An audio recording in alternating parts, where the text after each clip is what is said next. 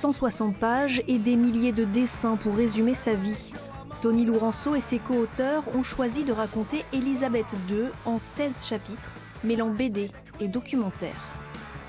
Il y a eu une grosse documentation, une grosse recherche de fond, un an de travail préalable, un travail journalistique, presque d'historien. Publié en juin, à l'occasion du jubilé de la reine, l'auteur a dû faire des choix pour raconter 70 ans de règne. J'ai eu à cœur dans les scénarios d'être très fidèle à la réalité et d'y coller des petites phrases de la reine.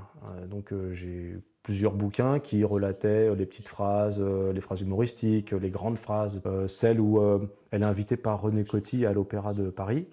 Et pendant l'entracte, elle sort sur le balcon, il y a le peuple de France qui l'acclame. Et là, elle dit « Quand je pense que le peuple français a guillotiné un roi », elle trouvait ça paradoxal qu'elle soit acclamée comme ça. Dans cette librairie d'Antibes, les bandes dessinées sont à l'honneur. À côté des caisses, la reine Élisabeth a une place de choix. C'est les derniers exemplaires qui nous restent sur la pile qui a fortement diminué depuis le décès de la reine. Une réédition est en cours d'impression.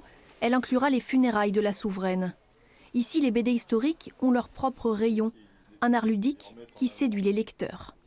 Il ne faut pas dénigrer la qualité du contenu parce que ce serait traité en BD. Au contraire, l'apport du dessin apporte une compréhension beaucoup plus aisée de certains événements historiques et de certains parcours.